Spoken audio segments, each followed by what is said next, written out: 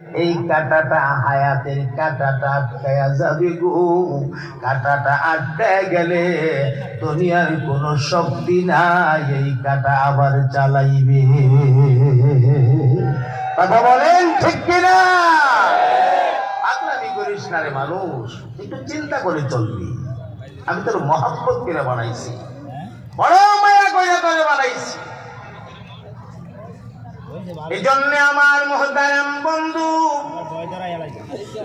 আল্লাহ রাব্বুল আলামিন বলেন, তুই আমারে কেন চিনস না? আয়াতুল কুরসির প্রথম অংশ থেকে আপনাদের মাঝে অল্প একটু তিলাওয়াত করেছি, যেখানে রব্বুল আলামিন তার নিজের পরিচয় তুলে ধরছেন। আল্লাহু লা ইলাহা ইল্লা হুয়াল হাইয়ুল কাইয়্যুম।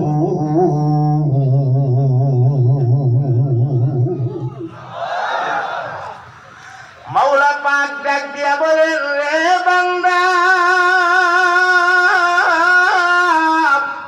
আল্লাহ রে চিনস না? উনি হলেন তোর আল্লাহ, লা ইলাহা ইল্লা হুয়া, যাকে ছাড়া আর কোন ইলাহ নাই। একমাত্র ইলাহ বলতে আমি আল্লাহ তোর ইলাহ, কথা পরিষ্কার। অতএব তোর ইবাদত হবে আমার জন্য, তোর সেজদা হবে আমার জন্য। আমার ছাড়া দুনিয়ার অন্য কোন শক্তির কাছে তুই মাথা নত করতে পারবি না। পরিষ্কার ঘোষণা দিয়ে দেওয়ার পরেও দেখা গেছে পৃথিবীতে একদল মানুষ আছে, চন্দ্রটারে তাদের মাবুদ বানায়া নিজেরা আবেদ বইনা ওরা চন্দ্রের পূজা করে। আবার একদল মানুষ আছে সূর্যটার মাবুদ বানায়া নিজেরা আবেদ বইনা ওই সূর্যটার পূজা করে। আবার একদল মানুষ আছে আগুনটার মাবুদ বানায়া নিজেরা আবেদ বইনা আগুনটার পূজা করে, যাদেরকে অগ্নি পূজারী বলা হয়। আবার কিছু মানুষ আছে গো, মাটি দিয়া নিজের হাতে মূর্তি বানায়া দেব দেবী বানায়া এগুলির পূজা করে। আমার মাওলা গো বান্দা, এগুলির পূজা তুই কেমনে করস, কেন করস, কোন যুক্তিতে করস? এই যাদের পূজায় তুই লিপ্ত হয়ে গেলে, যারে তুই মাবুদ বানাইলে, তোর মাবুদটারে তো বানাইছে আমি আল্লাহ, তাহলে কোন যুক্তিতে আমার একটা মাখলুক রে তুই মাবুদ বানাইলি? আমি মাওলারে বাদ দিয়া আবার মাখলুক রে তুই কোন যুক্তিতে সেজদা মারলি? এই কারণে রব্বুল আলামিনের সাফ কথা, পরিষ্কার কথা, আমি আল্লাহর ছাড়া দুনিয়ার অন্য কাউকে সেজদা দেওয়া যাবে না। ঈমানের আওয়াজে জবাব দেবেন মুসলমান, মুসলমানদের সেজদা পাওয়ার লায়েক, এক কথায় যদি বলি মানুষের সেজদা পাওয়ার লায়েক আর উপযুক্ত একমাত্র কে? আর জোরে চিল্লায় বলেন কে? আল্লাহ আমারে কেন চিনিস না? একটা বাড়িতে তোর মাথায় ভাবনা আসতে পারে না রে? তোর বাড়িতে 2 তলা 3 তলা 4 তলা একটা বিল্ডিং আছে। এই বিল্ডিং এর ছাদের উপরে পানি উঠাবে, পানিটা উঠাবার জন্য তুই একটা মোটর ফিট কইরা বিদ্যুতের সাহায্যে এরপরে মোটর তারে চালায়া উপরে পানিটা উঠান লাগে।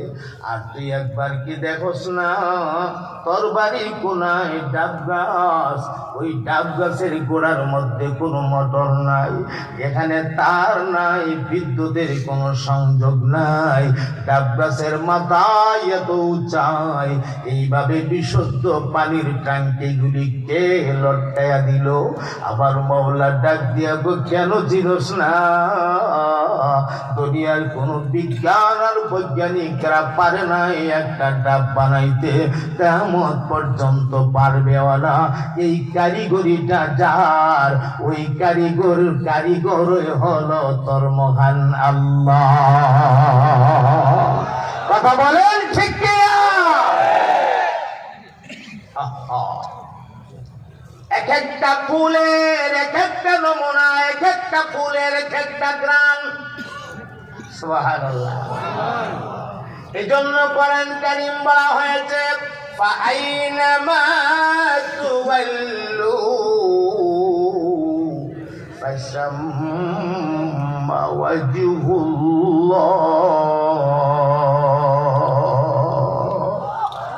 পৃথিবীর যেদিকে তুমি তাকাইবা সেদিকে তুমি দেখবা আল্লাহ। সুবহানাল্লাহ কন্যা, যেদিকে তাকাইবা সেদিকে তুমি দেখবা।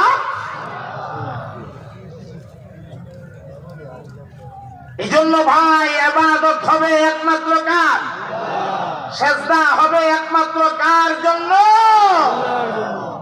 একটা ছোট্ট ওয়াজ আপনাদেরকে শোনাই, খুব মনোযোগ দিয়ে। কষ্ট হইতেছে?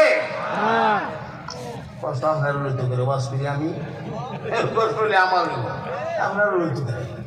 আচ্ছা যাক, কষ্ট হইতেছে না তো? একটু তেল ঢেলে দিন।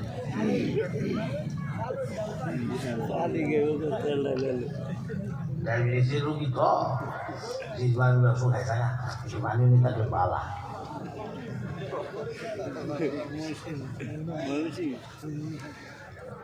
জওয়ান পোলাপানরা তোমরা রেডি থাকো, তোমরা লাগে একটা সুন্দর ওয়াজ আইতাছে একটু করে, বুঝছো? তোমরার জন্য আমার একটা প্যাকেট করা ওয়াজ আজকে লই আইছি, এটা দেওয়া যাবো। তোমরা রেডি তো? তোমরা যুবকরা একটা প্যাকেট নিয়ে যাইবা, ওয়াজের একটা প্যাকেট, ছোট্ট একটা প্যাকেট। শুধু এই কথাটা মাইনা চলবা, দেখবা আল্লাহ তোমার পছন্দ করে ভালাইব। একটা সুন্দর প্যাকেট লইছি, এটা এখন ছাড়বো না। আকর্ষণীয় জিনিসটা তো পরেই দেবো, লাগে দিলে বলবো তুই ফুটলাটা ধুয়ে রাখছি, এটা তোমরা মনে করে লয়ে যাইও। ভিডিও করে রাখলাম। ইবাদত হবে কার? একটা কথা আপনাদেরকে শোনাই। একটা মানুষ জীবনের সিংহভাগটা কাটাইয়া দিছে দেবদেবীর পূজা কইরা। কার পূজা কইরা ভাই? আল্লাহ তার বান্দাকে একটু পরীক্ষা করতে চাইছে। হে যদিও আল্লাহর চিনে না, হেরে তো আল্লাহই বানাইছে। আমাদের কেউ বানাইছে? হে চিনে না আল্লাহরে, কিন্তু বানাইছে তো আল্লাহ। আল্লাহ তার একটা পরীক্ষায় ফেলাইয়া দিছে। কি সেই পরীক্ষা? লোকটা কলিজার টুকরা, নয়নের মণি, আদরের একটা সন্তান, কন্যা সন্তান, মেয়ে সন্তান। আর মেয়েদের প্রতি দেখবেন বাবারা একটু দুর্বল বেশি থাকে। মেয়েরা যখন আব্বার কাছে আব্বা কইয়া ডাক মারে, মেয়েদের ডাকটা ছেলেদের ডাক থেকে আব্বার কলিজায় একটু বেশি আরাম লাগে। মেয়েরা কোনো আবদার করলে আব্বা সে আবদার ফালাইতে পারে না, ঠিক না? দেখেন ইসলাম কত বড় সুন্দর একটা ধর্মের নাম। বিদুর্মীরা কয় ইসলাম নারীদেরকে অসম্মান করেছে, তাদের উপযুক্ত ন্যায্য পাওনা ইসলামে দিছে না। আর এই মূল ভাবতেই গেল বাপের কলিজায় আল্লাহ অন্যান্য সন্তানের চাইতে মেয়ের আদর বাড়াইয়া দিছে, ঠিক কিনা? এখানে যতটা বাবা আছেন আমি আশা করছি সবাই আমার সাথে একমত হবেন। মেয়েরা যখন আব্বা গয়া ডাক মারে, বাবার কলিজা লইয়া যায়। কি চাষরে মা বল, সারাটা জীবন মেয়েটাকে লালন পালন কইরা লক্ষ লক্ষ টাকা খরচ করে অনুষ্ঠান কইরা আব্বা আনন্দের সাথে মেয়েটাকে আরেকটা ছেলের হাতে তুইলা দে, এরপরও বাবার কষ্ট লাগে না। আমার মেয়ে তুইলা দেওয়ার পরই শেষ না, যতদিন বেঁচে থাকে মেয়েটাকে লক্ষ্য রাখে, ঠিক না? আচ্ছা, খুব মনোযোগ দিয়েন কথাটা। সারা জীবন দেব দেবীর পূজা কইরা কাটাইয়া দিছে। মুসলমান জীবনের সিংহভাগ কাটায় দিছে। এদিকে আল্লাহ রাব্বুল আলামিন আল্লাহর বান্দাকে একটা পরীক্ষার সম্মুখীন করে ফেলছে।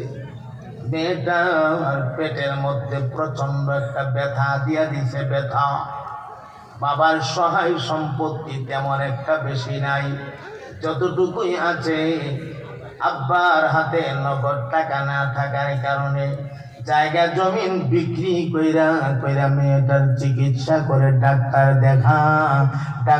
দেখাইতে দেখাইতে কবিরাজ দেখাইতে সহায় সম্পত্তি সব শেষ হয়ে গেছে, কিচ্ছু নাই, এখন একদম গরিব হয়ে গেছে। আমার ভাই হঠাৎ করে একদিন মাথার ভেতরে আসছে, সর্বনাশ করে ফেলাইছি, আমি খালি ডাক্তার দেখাই আর কবিরাজ দেখাই, আমি তো একদিন ভগবানের কাছে গেলাম না, মনে হয় ভগবান আমার প্রতি বেজার হয়ে গেছে। মাথা ঢুকছে, তাহলে কি করব? ভগবানের কাছে যাওয়া দরকার। খালি হাতে কেমনে যায়? মানুষের কাছ থেকে চায়া কিছু পয়সা জোগাড় কইরাম, এই পয়সাটা দিয়া কিছু মিষ্টি মাষ্টি আর পরে রসগোল্লা মিষ্টি মুন্ডা বাতাসা বুতাসা এগুলো লয়ে গিয়া ভগবানের ঠেঙ্গের কাছে সব সাজায়া তোয়া হাত দুইটা জোর করে দিয়া কান্দে আর কয়, ভগবান আমি বুঝতে পারি না, আমার মাফ করে দেও। দেখো না তোমার লাগি কত মজা আনছি, দেখো না রসগোল্লা, এর হলে দেখো মিষ্টি মুন্ডা বাতাসা, একটা খাও, রাগটা একটু কমাও, আমারে মাফ করো, আমি বুঝতে পারি নাই, দয়া করে আমার মেয়েটার পেটের ব্যথা ভালো করে দাও। এই যে বেচারা বলতেছে ভগবান এও করে না, বেও করে না, বুও করে না, পেটকিটা যে বইছে লড়ে সরে না, বলেন ভগবান এই মিষ্টি খাওয়ার ক্ষমতা আসেনি? খায় না, খাইব দূরের কথা, চাও না, ছায়া দেখেও না, পালাও কনা, পুরাও কনা, কইব কেমনে? কনের ক্ষমতা তখন লাগবো তো, এটাই যে ব্যক্তিটা বইছে।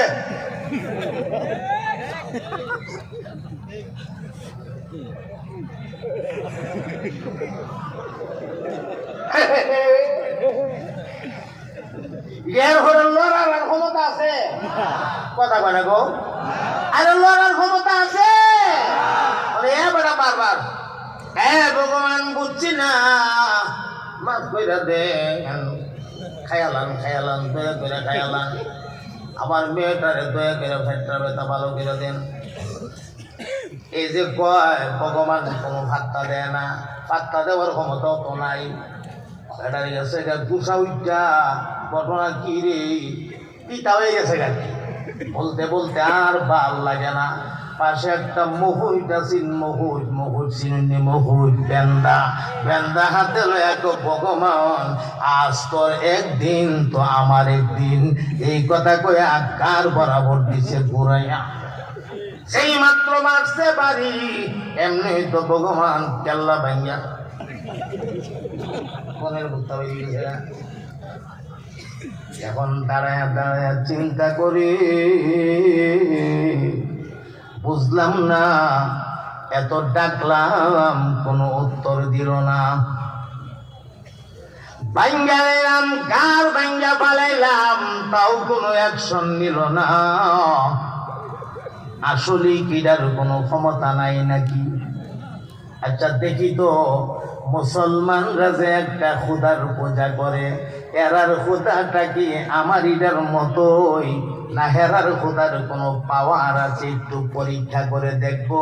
তবে দেখবো যে মুসলমানরা দেখছি দল বাইন্দা টুপি পাঞ্জাবি লাগায় মসজিদে যা, মনে হয় এদের খোদাটা মসজিদে থাকে।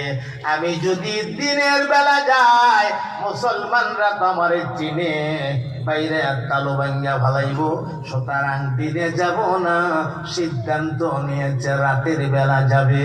আমার মোহতারাম দোস্ত,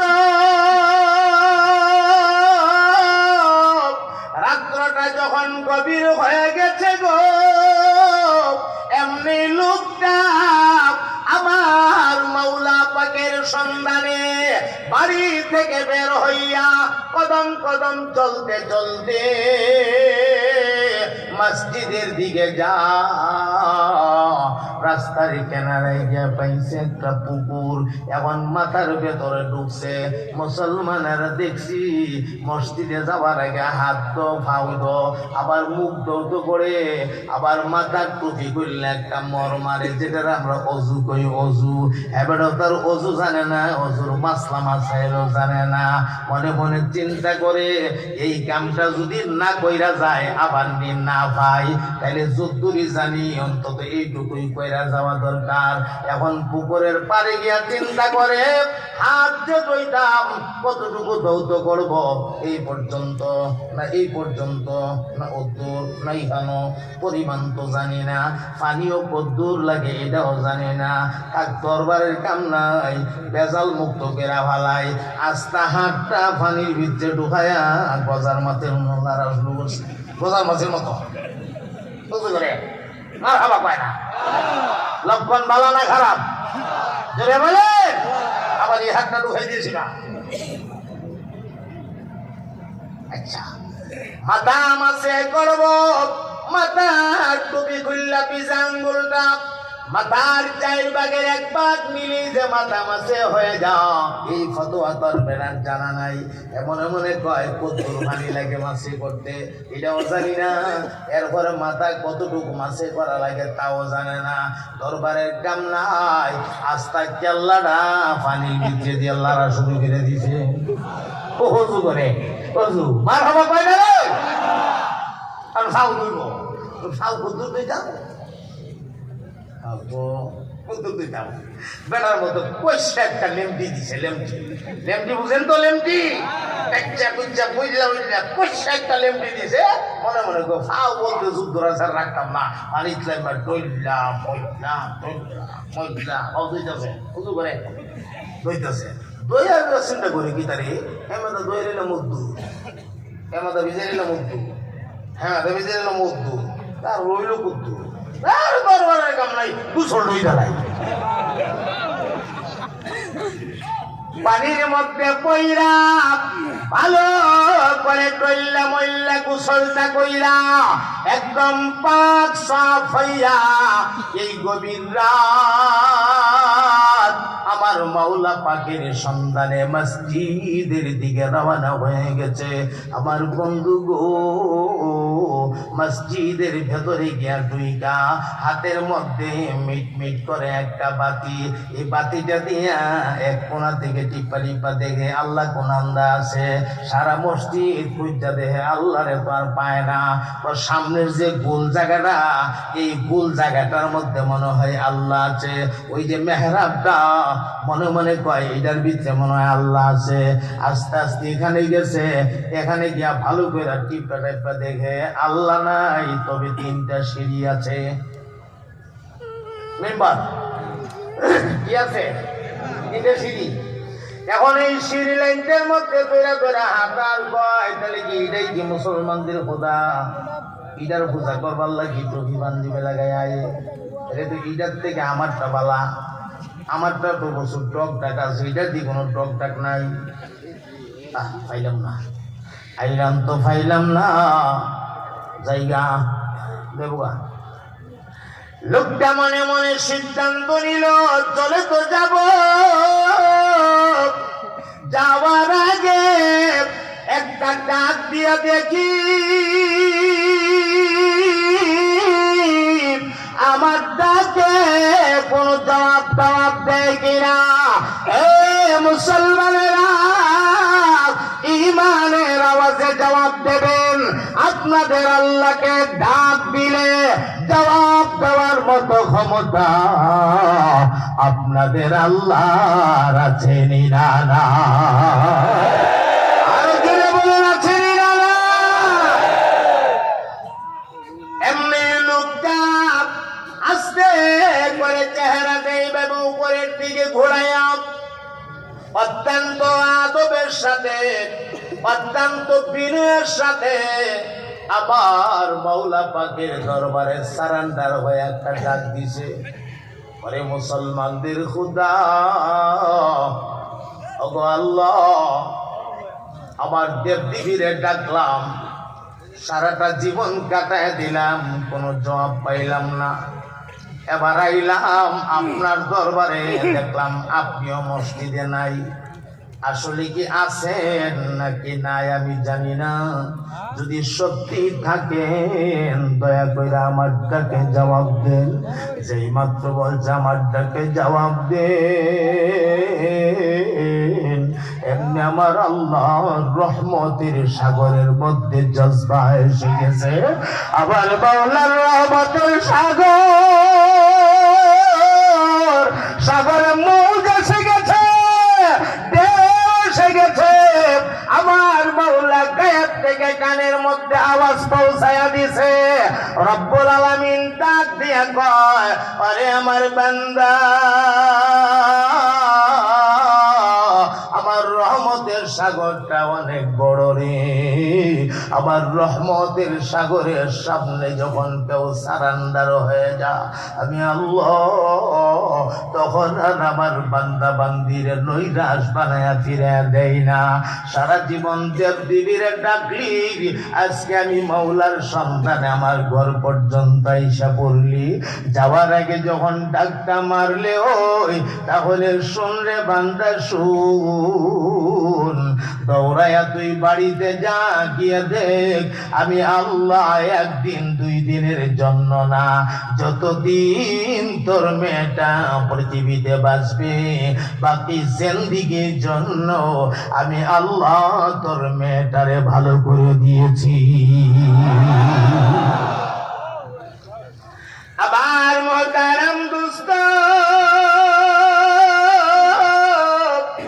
রব্বুল আলামিনের মধুর কণ্ঠ লোকটার কান দিয়ে ঢোকা মাত্র কলিজা ভাইয়া চোখ দিয়ে গড়গড়ে পানি বেরিয়ে গেছে।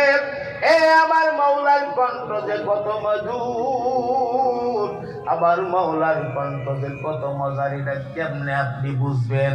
এটা জানেন মুসা কালিমুল্লাহ।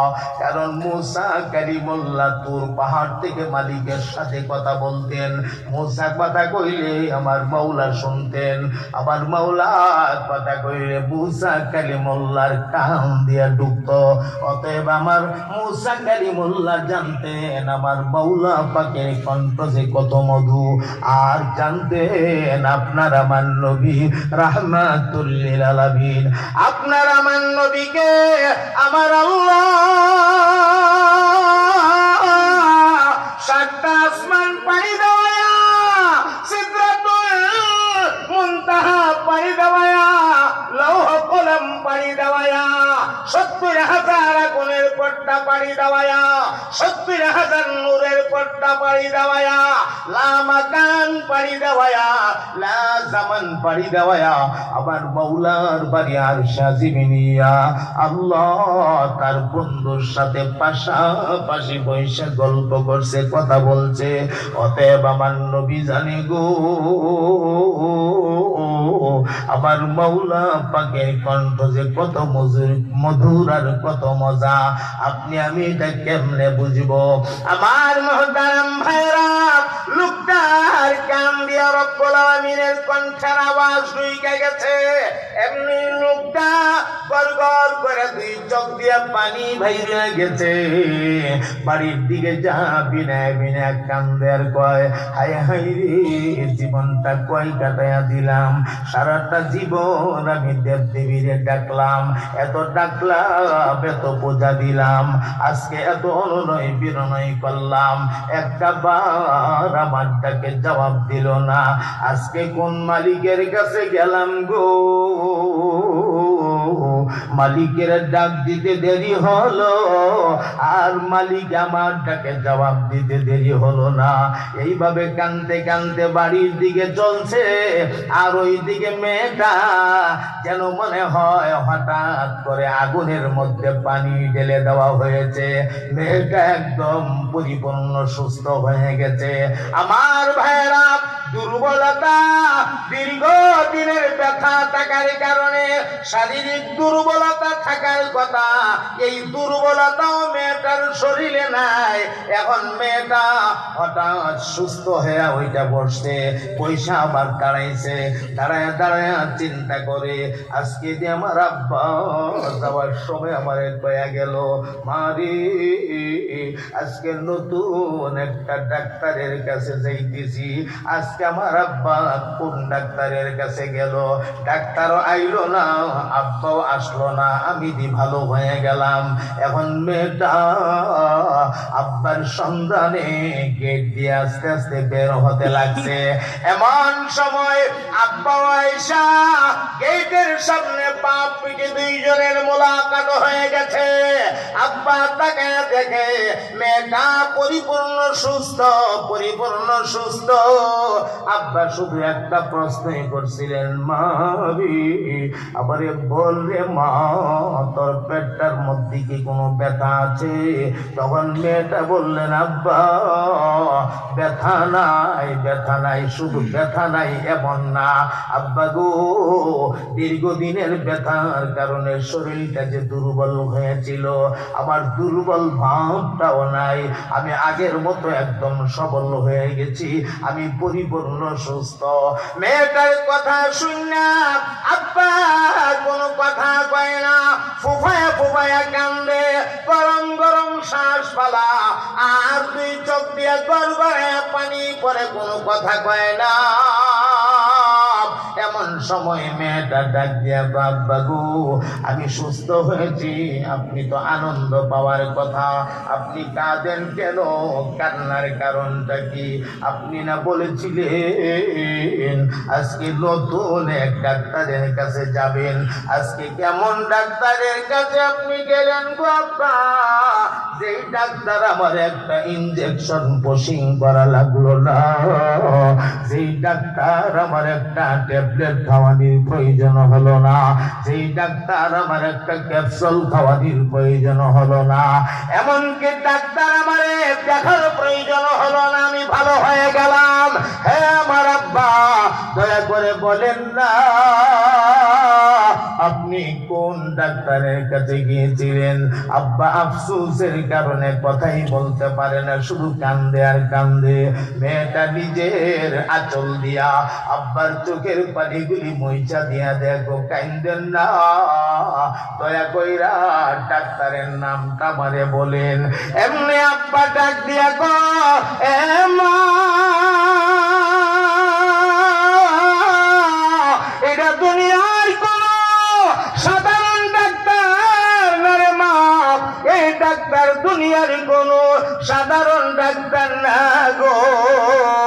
আজকে যেই ডাক্তারের কাছে আমি গিয়েছিলাম, এই ডাক্তার হলো মুসলমানদের খোদা আল্লাহ রাব্বুল আলামিন।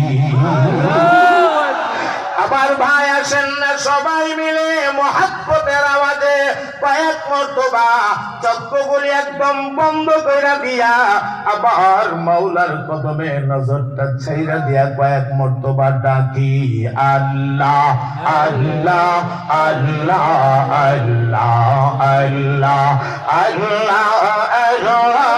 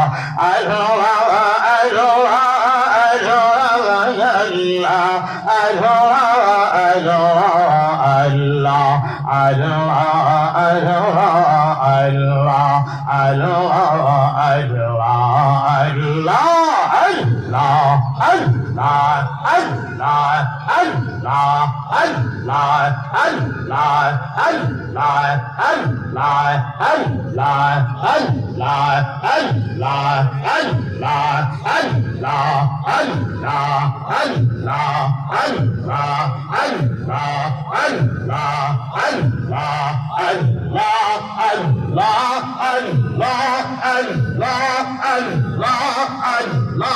Allah, Allah, Allah,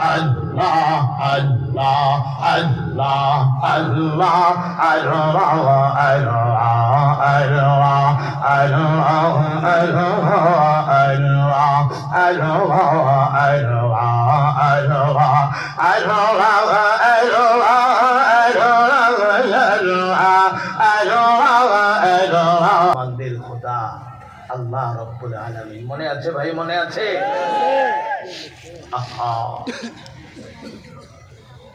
এমনি মেয়েটা ডাক দিয়া বাবা, সত্যি যদি তিনি মুসলমানদের খোদা হয়ে থাকে, আবার নিয়ে যান ওই ডাক্তারের কাছে।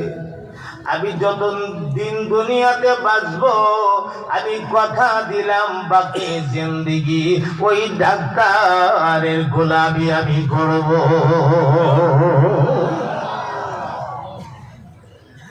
আব্বা ডাক দিয়া বললেন, হে মা, আমি তোরে কইলে যামুরে, আমি নিজেই তো মহান মালিক আল্লাহরে দেখি নাই, তবে মা আমার কান দিয়া আওয়াজ ঢুকছে রে, এই আওয়াজ আমি এখনো পর্যন্ত ভুলতে পারি না। আবার কানের ভিতরে যেন এখনো মধুর আওয়াজটা বাজতেছে। একটা আইডিয়া হয়েছে রে মা, মুসলমানেরা মসজিদে গেলে দেখছি একজন মানুষ সামনে দাঁড়া, অন্যান্য মুসল্লিরা কাতার বন্দি হয়ে পেছনে দাঁড়া। সামনের মানুষটা নইলে সবগুলি মানুষ নয়, সামনের মানুষটা দাঁড়াইলে সবগুলি মানুষ দাঁড়া, সামনের মানুষটা সেজদা দিলে সবগুলি মানুষ সেজদা দে। ওই সামনের মানুষটা মানে ইমাম সাহেব, এই মানুষটা মনে হয় মুসলমানদের নেতা হবে। এই লোকটার কাছে গেলে মনে হয় আল্লাহর ঠিকানাটা পাওয়া যেতে পারে। আমি জানতে চাই গো মুসলমান,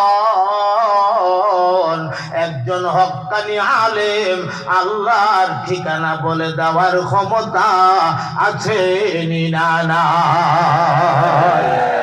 আমার মোহতারাম দোস্ত, এই গভীর রজনীতে বাপ বেটি দুইজনে মিলা মসজিদের কিনারায় ইমাম সাহেবের হুজরার কাছে গিয়া দরজার মধ্যে ডাকে ডাকে, ওগো ইমাম সাহেব দয়া করে দরজাটা খুলেন না।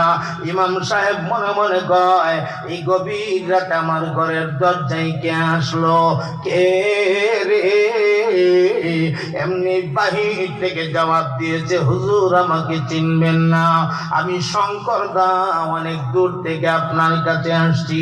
ইমাম সাহেব মনে মনে কয়, আব্দুর রহমান, আব্দুল জব্বার, আব্দুল খালিল যদি আসতো তাহলে বুঝতাম মুসলমানের সন্তান আইছে, কোনো না কোনো সমস্যার সমাধানের জন্য আসছে।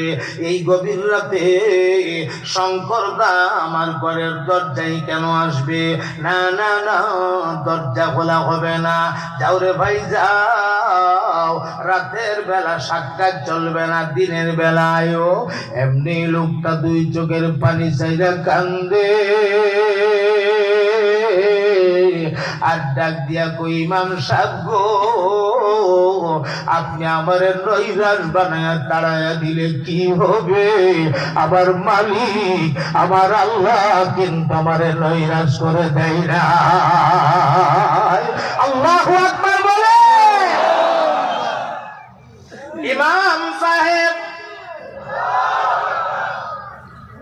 ইমাম সাহেব মনে মনে কয়, একবার দি শঙ্কর দার নাম কয়, আবার আল্লাহর নামও কয়। ঘটনাটা কি? শান্তিয়া দরজা খুলছে, ভেতরে আসো। পুরা কাহিনী ইমাম সাহেবের শোনাইছে কারগুজারি। ইমাম সাহেব কারগুজারি শুনে আর দুই চোখ দিয়া গড়গড়ায় ইমাম সাহেবের চোখের পানি পড়ে। এক পর্যায়ে ডাক মারলেন, ভাই রে, তোর কপাল বড় ভালা, তোর কপাল বড় ভালা। আবার মৌলার কুদরতি আওয়াজ তোর কান দিয়া ঢুকে গেছে, তুই সফল হয়ে গেছস। এ ভাই, আমার কাছে তুই কি চাস? তুই তো আমার থেকেও মালিকের কাছে বেশি পছন্দের। মালিক দিয়ে তরকারে মালিকের আওয়াজ ঢুকাই দিছে, মালিকের পাগল করে বানায় ফেলছে। আমার কাছে কি চাস?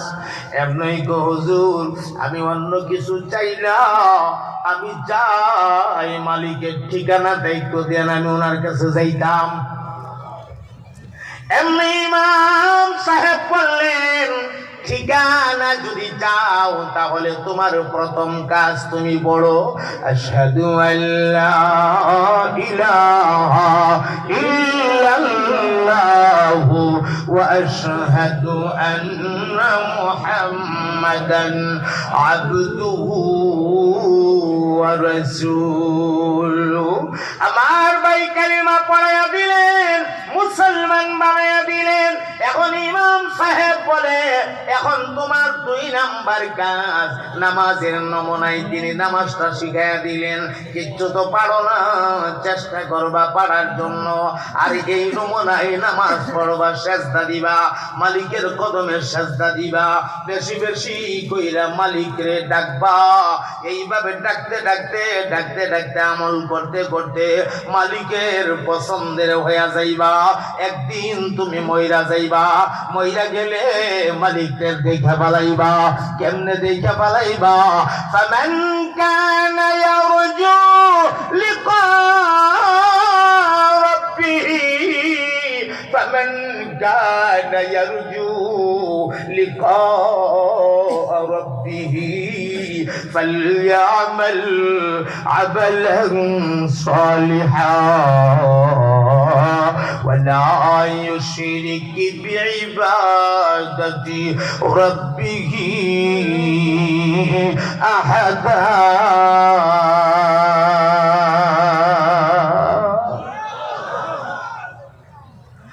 ইমাম সাহেব ডাক দিয়া বললেন, এ ভাই, আল্লাহ রাব্বুল আলামিন বলেছেন, তোমাদের মধ্য থেকে কেউ যদি আমি মালিকের সঙ্গে মোলাকাত করতে চাও, আমি রবের সঙ্গে যদি সাক্ষাৎ করতে চাও, তোমার 2টা কাজ।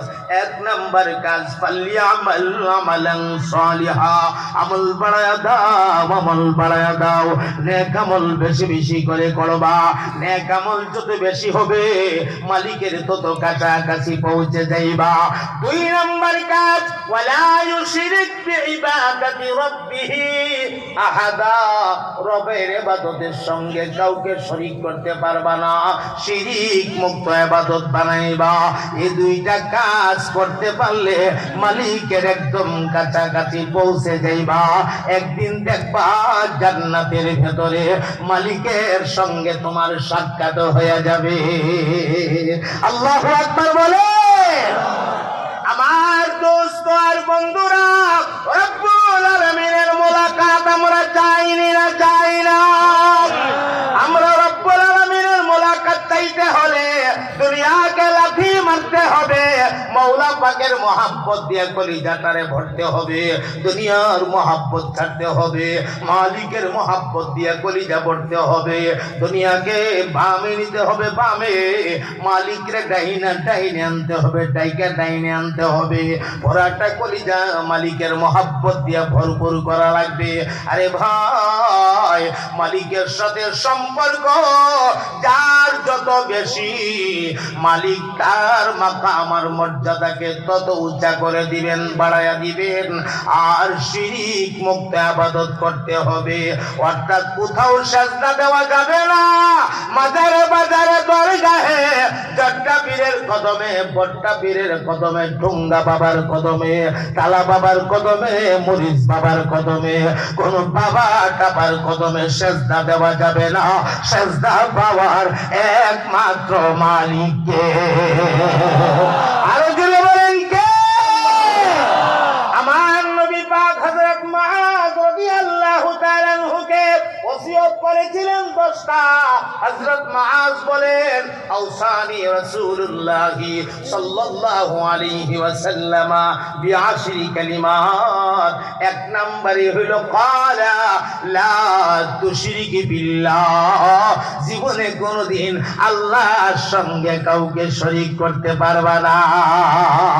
কথা বলেন ঠিক কিনা? আমার দোস্ত আর আহবাবরা, আপনাদের খেদমত থেকে আমি পরিষ্কার একটা জবাব নিতে চাই। এই ঈমানকে ধরে রাখার জন্য, আপনার ঈমান নামক দৌলতটাকে ধরে রাখার জন্য যদি প্রয়োজন হয় ফাঁসির বিড়িতে ঝুলতে, প্রয়োজনে ঝুলবেন। যদি প্রয়োজন হয় কতল হতে, প্রয়োজনে কতল হবেন। যদি প্রয়োজন হয় জীবন দিয়ে দিতে, ঈমান ধরে রাখার জন্য জীবনটা দিয়ে দিবেন। এরপরেও একটা মুহূর্তের জন্য রব্বুল আলামিনের কদম থেকে সরবেন না। কারা কারা দিয়েছ সোজা দাঁড়ায়া, সোজা